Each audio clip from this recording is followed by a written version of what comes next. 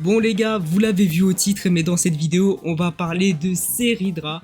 Et oui, on a déjà parlé sur cette chaîne de Seridra, notamment pendant la bêta. Je vous ai donné un peu mon avis sur la bêta du personnage. J'ai pas vraiment parlé de la V4 et de la V5, mais en fait, il n'y a pas eu beaucoup de changements. Juste, ils ont enlevé le truc qui me faisait un peu chier, c'est-à-dire le fait qu'elle était lock que pour Feynon, genre littéralement dans son passif, ce que j'aimais pas. Ce qui lui donnait vraiment pas de futur en soi, elle était juste liée à Feynon. Mais maintenant, ils l'ont enlevé et il y a cette option cool qui est revenue avec Anaxa, et du coup, je suis totalement satisfait du personnage. Et je dis bien totalement, parce que je vois un nombre incalculable de personnes qui sont contre Seridra, et par contre je veux dire que ils ont pas du tout la vision, ils sont juste là, ils disent que le personnage va être nul, que Robin en soi elle est un peu derrière, mais bon, au final l'écart il est pas si grand, ça passe. Mais j'ai pas envie de vous rappeler des mauvais souvenirs les gars, mais comment dire que à chaque fois qu'on a fait une take désastreuse comme ça, au final les gens qui ont pas pour le personnage et qui aimaient vraiment la team, ils ont regretté. Et oui, et je parle en connaissance de cause, et on va en parler dans cette vidéo, je vais vous donner mon avis, et aussi vous verrez vers la fin de la vidéo, je vais vous donner une théorie sur ce qui vraiment marquera un tournant dans la team de Feynon et avec Seridra bien sûr, et qui va vraiment marquer Seridra comme vraiment l'option bis mais de loin encore, parce que là elle est bis mais pas de si loin que ça, et encore sur les mocks actuels Seridra elle est vraiment forte, mais voilà sur le long terme on risque de pencher plus en valeur de Seridra, comme d'habitude j'ai envie de dire. Bon déjà pour ceux qui le savent pas, moi je suis un gros Seridra enjoyer, hein, je l'adore. On va dire que niveau design d'Amphoreus, c'est top 2 derrière Yarta, et moi je suis un grand fan, hein. Je suis sur Seridra depuis le trailer de Tribi. Quand on l'a vu la première fois, j'ai vu le personnage, je me suis dit ok ça va être un de mes coups de cœur. Je vais aller la poule, ça va être incroyable. Et ça va pas manquer, hein, je vais aller la poule en E0 et S1 parce que j'aime pas trop chercher des constelles. Et commencez pas à me dire que je suis biaisé parce que j'aime bien le personnage et du coup je vais juste le défendre. Non les gars, il y a vraiment des faits. Et là ce que je vais dire c'est fondé sur des événements du passé. Je me base juste sur ce qu'on a vu auparavant. Parce qu'en soit bon, parmi le groupe de gens qui disent que Seridra et les guests, vous êtes vraiment beaucoup à juste pas l'aimer. Et en vrai de vrai les gars, vous êtes vraiment des fraudes. Hein. Et pourquoi je dis ça aussi? Parce que bon, on connaît souvent les gros joueurs gacha la plupart du temps. Si tu critiques un peu trop leur personnage de cœur, souvent ils vont se vexer, ils vont commencer à t'insulter tout ton arbre généalogique alors que t'as rien demandé au final. Bon je vais vous dire hein, mais les gars, une fois j'ai parlé avec un mec, je sais pas, je me suis embrouillé, je lui ai insulté tout son arbre généalogique, sa mère, sa grand-mère, sa soeur, tout y est passé les gars, vraiment c'était un carnage, le mec n'a pas réagi du tout. Le mec c'était vraiment un saint, il a rien réagi, il était là, il était chill de fou frérot, il m'a fait son plus grand sourire.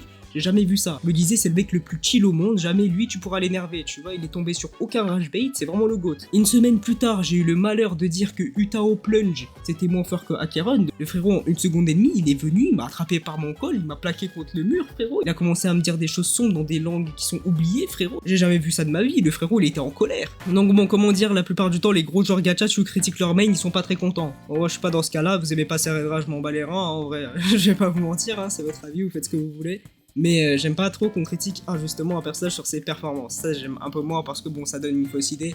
Après les gens qui sont pas vraiment dans cette mala, ils vont commencer à voir tout le monde qui critique Seridra, ils vont dire bon bah le perso est nul. Même s'ils l'aiment bien et ça va les empêcher de pull. Bah non les gars, si vous aimez le perso déjà, même s'il est pas si bon que ça, vous pouvez aller le chercher, hein, c'est pas une dinguerie. Et sur HSR on n'a pas eu vraiment beaucoup de flops. À peu près tous les personnages ont été forts au moins quelques temps après leur sortie. Et Seridra ça va être clairement le cas. Donc pour revenir donc au titre de la vidéo et donc à ce que je voulais souligner dans cette vidéo, c'est qu'en soi on a l'habitude que les personnages quand ils sortent, ils soient beaucoup moins forts et que les gens ils aient pas la vision et surtout les supports. Et là je vais vous donner quelques exemples pour les plus anciens joueurs, vous allez vous en rappeler. Je parle bien sûr de Robin à la sortie. Robin à la sortie, si vous vous en rappelez bien, on l'a comparé à Roi de Mei et on disait que c'était une seconde Roi de Mei un peu moins bien qui permettait de libérer donc Roi de Mei. Et vous savez très bien que ce colis il a mal vieilli. Robin après il a pris la team FUA, c'est devenu un des meilleurs supports du jeu et voilà, et personne ne la remet en question aujourd'hui. Maintenant beaucoup plus flagrant, on a Lingsha. Lingsha les gars, pendant la bêta, les gens ils disaient bah elle est ok sans plus. Quand elle est sortie, tout le monde disait ouais, en soi, il n'y a pas une grosse différence entre Gallagher, en soi, en dehors de Team Break, elle a pas vraiment beaucoup d'avenir. Si vous vous en rappelez pas, bah voilà, maintenant vous en rappelez pour ceux qui ont joué. Et en soi, il y avait cette propagande de comme quoi Lingsha, par rapport à Gallagher, en vrai, on s'en foutait. Et vous trouvez pas que le schéma, il est un peu en train de se reproduire, là? Et en plus, bon, c'est bien aujourd'hui que t'as pas Lingsha et t'as pas complété ta Team Break pendant un long moment. Frérot, tu pouvais pas clear. La Team Break, tu la sortais pas. Et je parle en connaissance de cause, les gars. J'ai skip Lingsha, ma Firefly, je ne la ressors plus.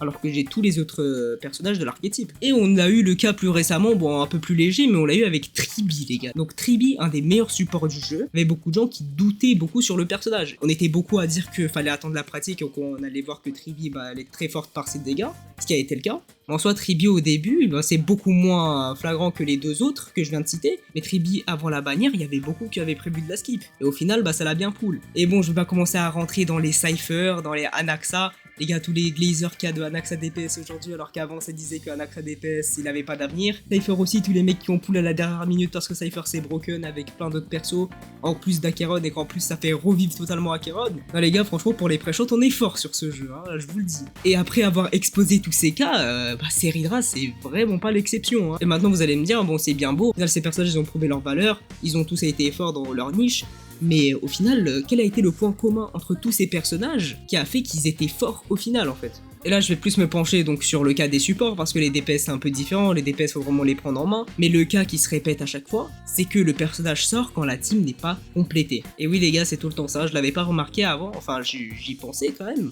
Mais en vrai c'est tout le temps ça, à chaque fois qu'on dit qu'un personnage va être soit frauduleux, soit mid, soit qu'il y a l'option derrière qui est pas très loin, les gars à chaque fois un dernier personnage arrive, il anéantit la dernière option et il remonte de fou le personnage qui vient de sortir. Exemple parfait de Linkcha quand elle est sortie, comme je vous l'ai dit, Gallagher il était pas très loin et tout, il y a eu Tingyun elle est arrivée, tout le monde a fermé sa gueule, tout le monde a dit Linkcha banger, Tingyun banger avec Linkcha et ça a fait ce trio One Mate Tingyun Linkcha qui est imbattable en fait en team break. Tu peux pas enlever un de ces trois personnages actuellement. Et comme je vous l'ai dit, je parle en connaissance de cause, hein, la team break je la ressors plus. Alors qu'en vrai j'ai un petit team S dessus. En soi Robin, c'est pareil, au début on n'avait pas vraiment beaucoup de personnages full up attack. On avait Dr Ratio, donc ceux qui jouaient Dr Ratio ils se rendaient compte que Robin c'était pas mal. Après quand il y a eu Fisher qui est arrivé, on a eu un nouveau DPS, mais surtout après quand il y a eu Sunday, le duo Robin Sunday, et oui c'est leur accurate, leur duo était incroyable.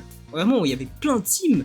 Plein de teams qui se basaient sur ce duo Robin Sunday, et Robin Sunday c'était incroyable, ça a remonté de fou Robin, même si Robin était déjà au top à ce moment-là. L'arrivée de Sunday c'était incroyable aussi. Donc en regardant ce schéma qui se répète à chaque fois, donc un support qui arrive en 3ème slot, souvent c'est le 3ème slot qu'on remet en question parce que la team est assez entamée mais elle n'est pas totalement terminée. Le DPS on ne le remet pas en question parce qu'on sait inconsciemment que les autres supports vont le booster. Mais en soi, parfois pour des team hyper, c'est pas évident de s'imaginer comment un support va booster un autre support en soi. Qu'est-ce qui va faire que ça va compléter la synergie? Et en soi, là, pour Seredra, bon, vous l'avez deviné pour ceux qui suivent les leaks, c'est Daneng. Hein. Daneng, il va totalement révolutionner la team quand il va arriver. Et en soi, on connaît pas grand-chose sur Daneng, mais le peu qu'on connaît, je peux vous dire que c'est totalement suffisant pour dire que Seredra, Daneng et Sunday pour faire le trio du siècle. Et si vous n'êtes pas convaincu, j'ai concocté une petite théorie. En soi, je me base sur des trucs qui sont pas parfois dit, mais vous pouvez déjà être sûr à 100% que l'arrivée de Daneng va booster Seredra, juste par les exemples que j'ai donnés. Je suis plus prêt à parier sur le fait que quand Daneng va arriver, Seredra va mettre une vitesse encore plus à Robin, que sur l'inverse. Et par l'inverse, je vais pas dire que Robin va prendre la place de Seredra, mais je parle plutôt du fait que Robin il est pas très loin derrière. Donc qu'est-ce qu'on sait sur Daneng? Daneng pour l'instant, les seuls trucs qu'on sait, c'est que ça va être un scaler attaque, et que ça va être un préservation qui va donner une invocation ancien modèle, donc type le Lord de Jingyuan, Fuyuan et Numbi. Donc pour l'instant ce qu'on sait c'est qu'il viendrait donner cette invocation à un personnage dans la team. Et en quoi ça ferait une synergie de team incroyable en soi. Bon déjà ça réglerait beaucoup de problèmes de Feinon qui est un peu mou parfois. Bon en soi on le ressent pas vu que les buffs sont très bien pour lui, en soi Feinon c'est très fort hein. Mais l'arrivée de cette invocation serait incroyable. Déjà qu'est-ce que ça apporterait de plus dans la team? Sunday vous savez qu'il booste énormément les invocations, donc on aura 30% de buffs supplémentaires et Sunday va avancer l'invocation donc en même temps que Feinon. Bon essayez de vous imaginer donc Feinon qui est comme un personnage invocation. Imaginez que Feinon c'est une topaz en fait et quand donc Sunday va lui mettre son E, ça va avancer aussi son invocation. Donc le boost déjà sera plus grand. Donc ça ferait une synergie déjà assez pas mal entre Daneng et Sunday. Et là vous allez me dire, la synergie elle est entre Daneng et Sunday, qu'est-ce que Seredra elle fout là? Et là on sait pas encore qu'est-ce qui va faire que cette synergie va être forte avec Seredra aussi. Donc c'est pour ça que même avec cette info il y a plein de gens qui n'ont pas la vision. Mais pour moi, Daneng fera des dégâts de compétences et son invocation fera aussi des dégâts de compétences. Absolument rien ne les empêche de faire ça. Donc qu'est-ce que ça ferait? Déjà Seredra elle boosterait aussi l'invoque, donc les dégâts de compétences iraient aussi sur l'invocation. Et le boost le plus flagrant que je verrais, c'est que Daneng, avec son invocation, serait une batterie pour le passif de Seredra. Vous savez, le mérite militaire qui se recharge et assiste à une double compétence. Parce que Seredra, pour que ça marche, faut que la cible donc de son buff, faut que la cible fasse une auto ou une compétence, enfin une attaque. L'invocation, en étant sur Feinon, il bénéficie des buffs de Feinon, et il est considéré aussi comme faisant partie de Feinon.